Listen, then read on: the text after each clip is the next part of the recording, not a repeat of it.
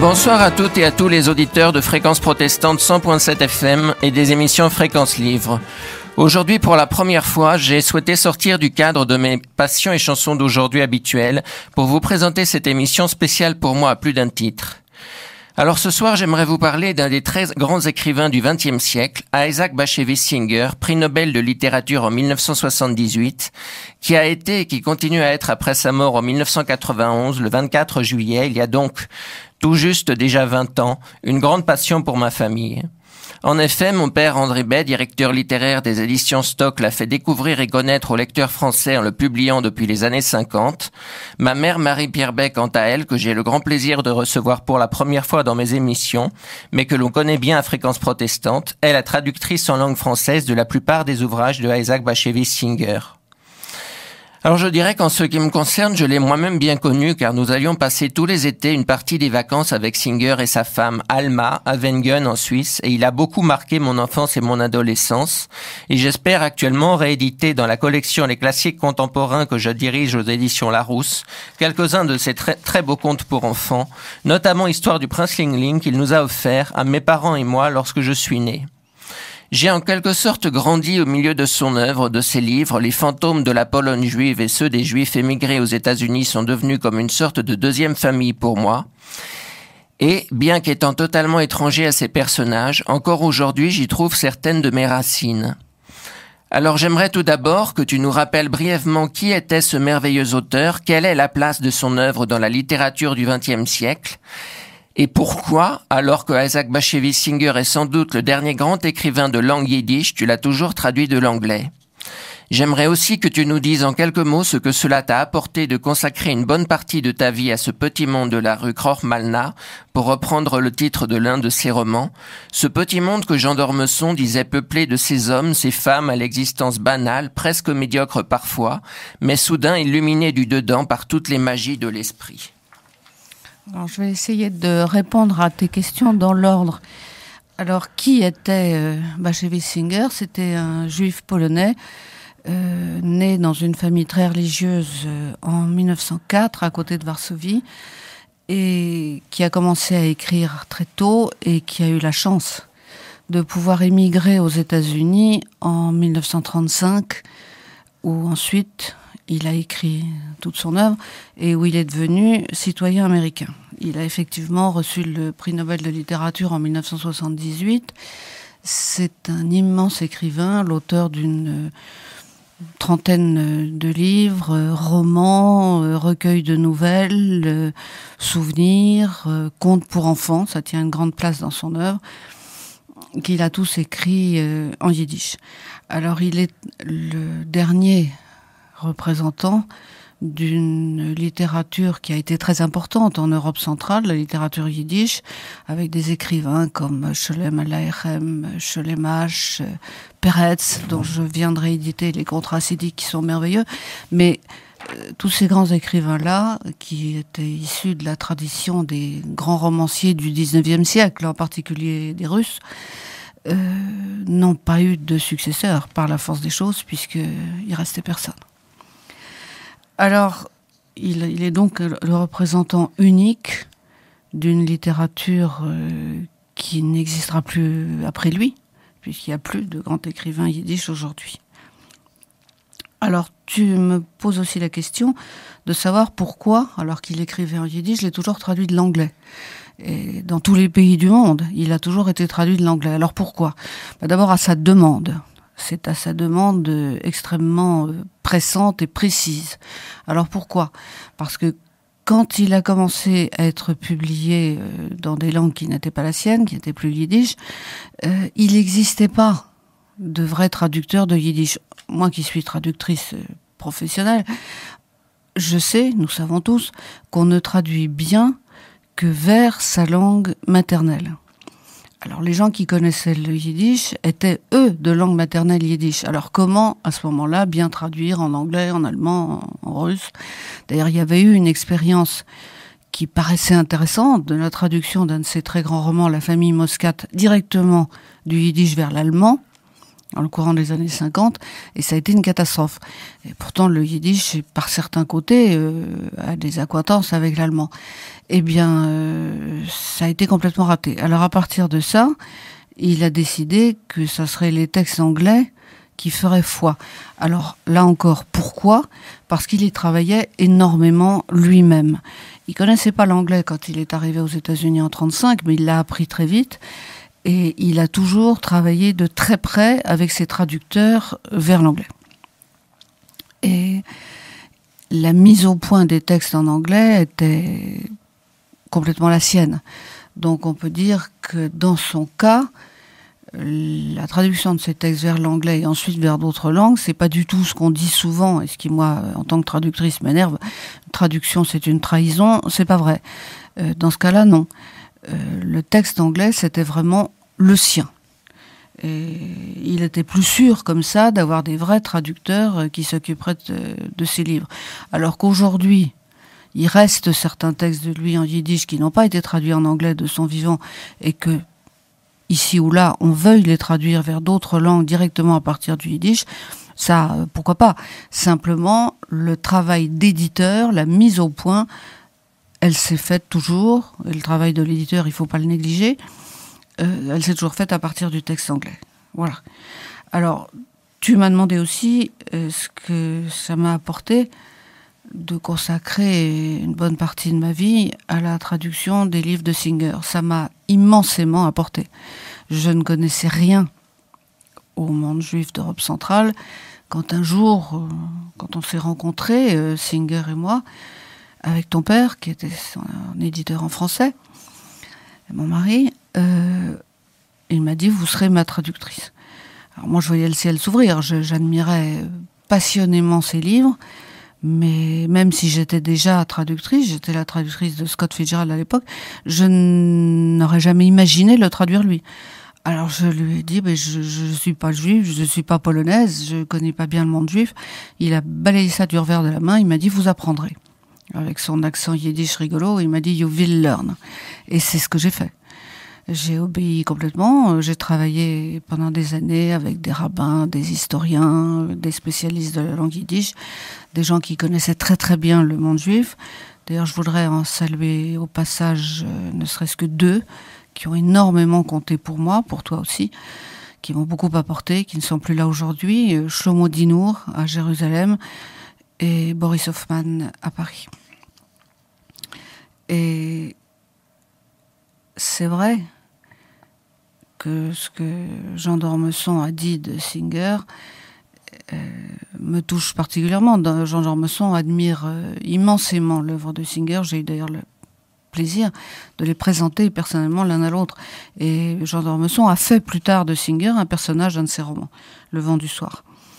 Alors, à partir de la vie très ciblée, très particulière, d'hommes et de femmes dans les villages polonais ou de la Pologne juive ou après aux États-Unis, parmi les gens qui ont réussi à partir là-bas, on a des vies médiocres, des vies pauvres, des vies... Et puis, ce que d'Ormesson a dit très bien, c'est vrai, elles sont soudain illuminées par toutes les magies de l'esprit, et du très particulier, Singer atteint l'universel. C'est ça que ces livres racontent, et c'est ça qui m'a apporté. Et actuellement, nous sommes en train de travailler sur la retraduction d'un de ses plus beaux romans, sans doute, un pavé qui fera faire à peu près 1000 pages, qui s'appelle La famille Moscat, et nous y travaillons avec beaucoup, beaucoup de passion, je dois dire. Oui, c'est un formidable échange entre toi et moi, de toute façon. Et puis, à chaque page, on fait des découvertes. C'est un foisonnement de personnages. C'est l'histoire d'une grande dynastie juive de Varsovie, les Moscat, à travers plusieurs générations. C'est drôle, c'est touchant, c'est déchirant, c'est dramatique, c'est merveilleux. C'est un monde foisonnant, encore une fois. Et qui ne cesse de nous faire des découvertes. En 2011, 20 ans donc après la disparition de Singer, est sorti en France un très beau recueil de nouvelles inédites, Les aventures d'un idéaliste. Les 13 nouvelles qui composent cet ouvrage ont paru à l'origine, comme presque tout ce qu'écrivait Isaac Bashevis Singer, dans le Forwards, un journal yiddish new-yorkais. Elles datent d'époques très différentes et donnent un excellent aperçu des nombreuses facettes de son talent. Elles sont émouvantes, drôles, tendres, cruelles, on a le choix. Florence Cotimbi écrit dans un fort beau texte que l'on peut lire sur son blog à propos de ce recueil. Toujours à mi-chemin entre scepticisme et foi, Singer ne cesse de s'interroger sur cette omniprésence du mal sur terre, exemplifiée par la destinée tragique du peuple élu. Face à une justice divine incompréhensible qui s'apparente à une trahison, la fiction lui permet de livrer contre le Hitler céleste une guerre privée, dont ses romans et nouvelles sont autant de batailles. Pour ce farouche antirationaliste, l'homme serait cependant fou de se juger capable de tout comprendre.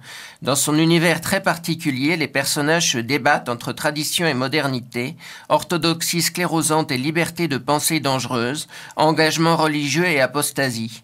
Qu'il situe le décor en Pologne ou aux États-Unis, Singer explore toujours leurs désirs, leurs obsessions, leurs doutes. Suivant le thème de son histoire, il choisit pour les exprimer deux formes à première vue incompatibles, le réalisme ou le fantastique, et bien souvent opte pour un mélange des deux. Le recueil illustre à merveille les trois possibilités. À ce propos, et concernant notamment les aventures d'un idéaliste, le problème du mal est-il d'après toi vraiment la question centrale de l'œuvre d'Isaac Bashevis Singer ? La question centrale, non. Une des questions centrales, oui. Mais est-ce que le problème du mal n'est pas au centre de toute œuvre artistique d'une manière ou d'une autre ? Dans ce cas particulier, c'est évident. Singer parle d'un monde disparu dans les conditions effroyables que l'on sait. 6 millions de morts. Parmi eux, il y a certainement eu des Mozart, des Tolstoï, des Dostoïevski, qui ont été anéantis avec la cruauté, la barbarie que l'on connaît.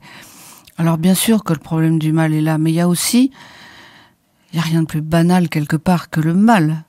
Et comment le combattre ? Mais il y a aussi, chez quelqu'un comme Singer, la question de l'existence de Dieu. Il descendait d'une grande famille de rabbins sur plusieurs générations. Il était destiné au rabbinat. Et puis, il a échappé à cette éducation très religieuse pour se consacrer à l'art, à l'écriture, comme l'avait fait d'ailleurs avant lui son frère, Israel Joshua Singer, qui lui a donné l'exemple, qui a d'abord été peintre et ensuite lui-même un grand écrivain. Et la question de Dieu, elle se pose tout le temps. Si Dieu existe, comment est-il possible qu'une barbarie pareille, d'autres barbaries aussi, à travers le monde, soit possible ? Alors, c'est une question permanente. Dans une des plus belles nouvelles de Singer que j'ai traduite il y a longtemps, dans un recueil qui s'appelle Le Blasphémateur, une nouvelle qui s'appelle Le Blasphémateur d'ailleurs, il y a deux personnages. Il y a celui qui raconte l'histoire. Alors c'est le juif bien pensant, il fait tout bien, il respecte les règles, il obéit à toutes les lois religieuses, il est parfait. Du point de vue du judaïsme le plus orthodoxe, il est parfait. Et puis, il a un copain qui était en classe avec lui quand il était petit, qui s'appelle Tchaskele. Et Tchaskele, lui, il fait tout le contraire. Il triche, il ment, il vole, il respecte pas le Shabbat, il mange du porc, il court les filles, il est insupportable. Et le juif bien pensant le regarde vivre avec un peu d'effroi quand même, mais une certaine fascination aussi. Et puis un jour, Tchaskele meurt. Et la chute de la nouvelle, la conclusion de la nouvelle, elle est quand même tout à fait intéressante. On sursaute. Le juif bien pensant dit si Dieu existe, c'est lui qui dit ça, lui qui a tout respecté, toutes les règles de la religion toute sa vie. Si Dieu existe, et si Tchaskele est monté là-haut, ça va être plutôt gai au ciel. Si Dieu existe. Donc cette question-là, elle est centrale dans l'œuvre de Singer. Je sais qu'il était croyant, mais la question se posait au niveau philosophique au moins, si Dieu existe. Alors comment envisageait-il son rôle d'écrivain ? Il l'envisageait, il l'a dit, de deux façons. Comme une tragédie, puisqu'il était le dernier, et une responsabilité. Parce qu'il était le dernier et parce qu'il avait les moyens de le faire à travers son art, il a édifié un monument avec des mots. Les Juifs, c'est le peuple du livre, le peuple des mots. Donc, il a édifié avec ses mots à lui un monument, son œuvre, à la gloire de ce monde disparu. Et c'était ça, sa tragédie et sa responsabilité. Pour des raisons inconnues, aucune des 13 nouvelles qui constituent ce livre, Les aventures d'un idéaliste, donc publié aux éditions Stock et qui coûte 19 € dans la collection Cosmopolite, n'avait fait partie des différents recueils publiés du vivant de Isaac Bashevis Singer. Alors pourquoi a-t-il fallu cette année, donc 20 ans après la mort de Singer, pourquoi a-t-il fallu attendre aussi longtemps pour que cet ouvrage puisse être publié? Parle-nous de ces nouvelles, de quoi s'agit-il, d'où nous viennent-elles?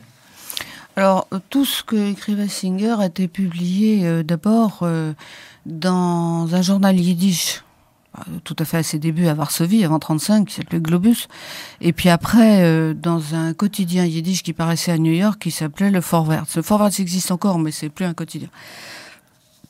Alors, ces nouvelles ont paru là, certaines ont été à telle ou telle époque traduites en anglais, et puis d'autres non. Donc elles avaient, ces 13-là, échappé, mais il y en a d'autres qui n'ont pas encore été recensées, elles avaient échappé au travail des éditeurs qui publiaient, quand les traductions anglaises avaient été faites, tel ou tel recueil de nouvelles. Il y en a 7 ou 8 dans l'œuvre de Singer. Et voilà, pour des raisons inconnues, elles ont passé à travers les mailles du filet. Alors, elles ont été réunies il y a 3 ans dans une édition américaine qui est un petit peu l'équivalent de la Pléiade en France, qui s'appelle The Library of America. Et elles occupent une partie à part, 13 nouvelles inédites. Alors, je les ai lues. Je les ai trouvées extrêmement intéressantes. D'abord parce que c'est Singer, parce qu'elles sont toutes intéressantes, mais parce que elles donnent, si on ne lisait que ce livre-là, ou si on le découvrait à travers ce livre-là, j'espère qu'après on a envie d'en lire d'autres, elles donnent toutes les facettes de son talent. Elles sont quelquefois très drôles, elles sont quelquefois tragiques, elles sont quelquefois sarcastiques, elles posent les grandes questions, justement, le problème du mal, le problème de l'existence de Dieu. C'est un très bon échantillonnage qui s'est fait un peu par hasard de son talent.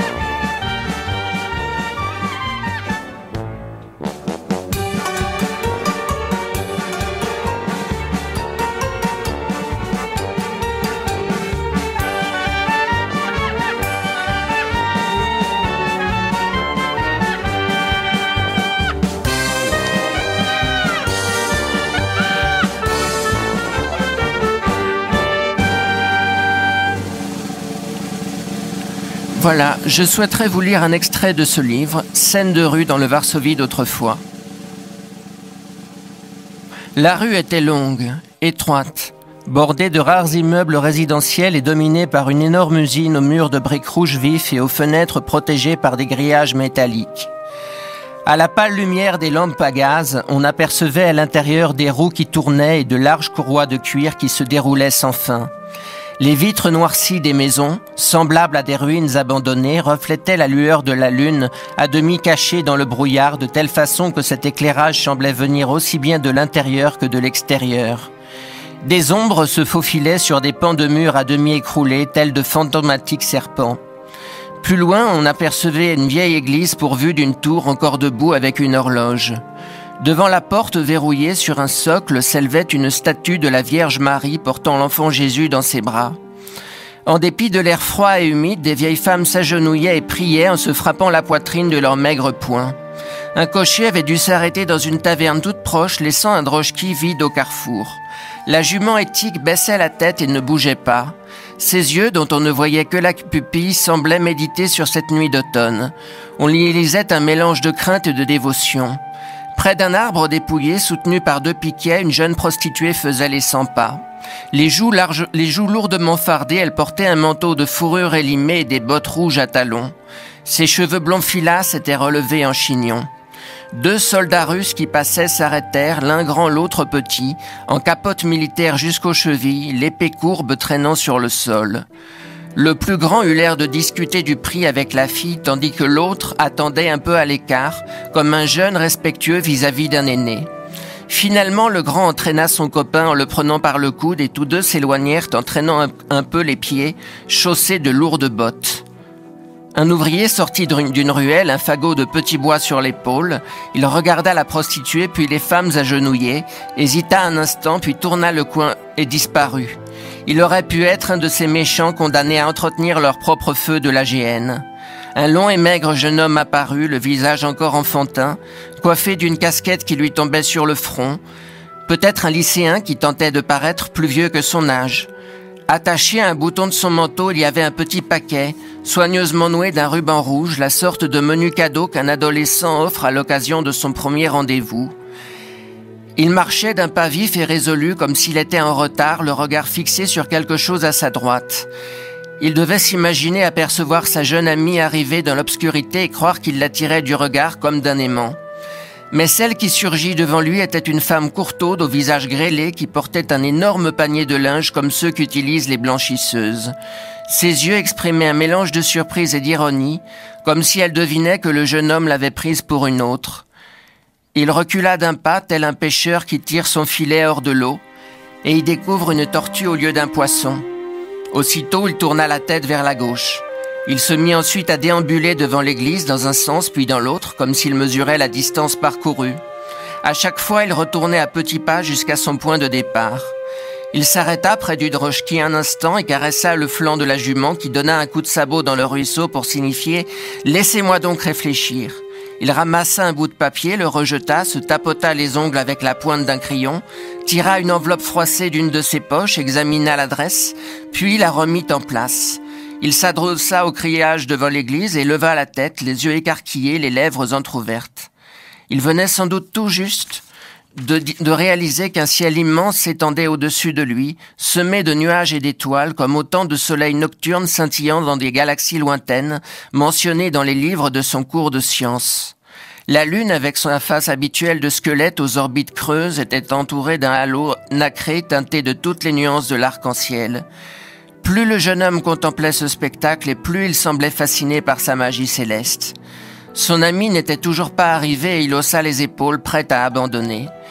Il jeta un regard irrité à la prostituée comme si elle était à blâmer pour son échec à lui, alors que ses yeux à elle, pleins de soumission, semblaient dire « Nous ne vous faisons pas attendre ». Là-dessus, le jeune homme s'excita brusquement. Il fit un grand pas en avant, comme s'il décidait finalement de rentrer en courant chez lui. Il alla arracher un bout d'affiche délavé sur le mur de l'usine, foudroya la prostituée des yeux, arracha de sa boutonnière le petit paquet et le soupesa d'une main comme s'il se préparait à lui offrir à elle.